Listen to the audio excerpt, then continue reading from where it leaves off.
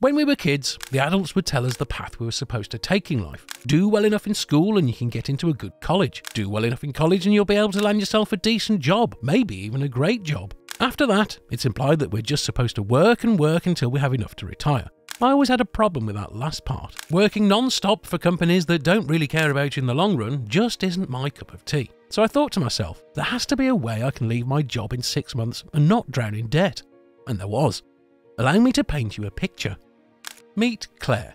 Claire graduated from university with her shiny bachelor's degree a few years ago. She landed a job at a medium-sized company with a good reputation in her field. Good money, and even better benefits. Her parents are so proud of her. She's been at this job for a couple of years now, and while she's good at her job, the fulfillment factor is pretty low. So she starts to think there has to be more to life than doing this for the next 30 to 40 years. There must be. This can't be it.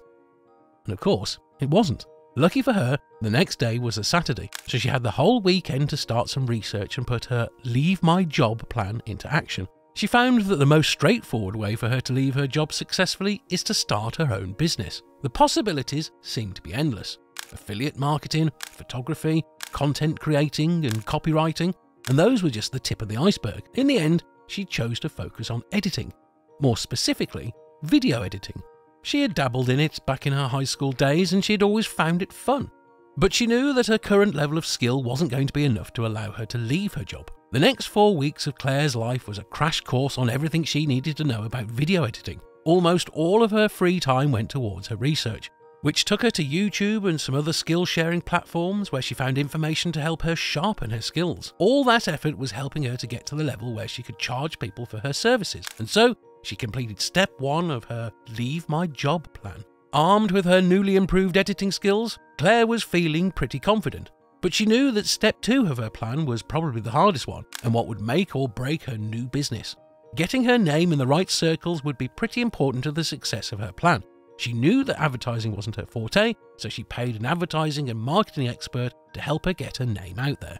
Pretty soon, advertisements for her business were popping up on mainstream social media, Instagram, Facebook, even Pinterest. There were even a few YouTube ads promoting her business, the ones that people couldn't skip. Claire was confident that all this work would pay off and get her some clients to kickstart her business. Her optimism didn't last long once the business she expected to come her way didn't show up. 2 months passed and she started having some serious doubts about the whole plan in the first place. Why did I think this was going to work? How could I have been so stupid? It was her friend John that managed to get her to stop freaking out. Why don't you just pay for another round of advertising? And maybe pay for it to run for longer this time? She was shocked. For all her planning and work she had done, she hadn't considered that as an option. So she thanked him, took his advice, and paid for some more advertising. Sure enough, the first leads began to come in. Slowly, but surely. She was in business. Now for the 3rd step of her plan, doubling down. She gathered her references from the first batch of customers she'd worked with. In her research, she found that positive customer testimonials worked wonders for startup businesses. It encouraged business from new clients and reassured people she already worked with that her business was one that they could work with again and again. She also set up social media accounts tied to her businesses to display the glowing reference as some very compelling advertising. 5 months in, and Claire was over the moon. Her business was growing steadily, with customers being drawn in by both the social media accounts and word-of-mouth declaration from some of her former clients. Profits were rolling in like a snowball down a hill. The only issue she had was that her 9-to-5 job and her business were starting to clash.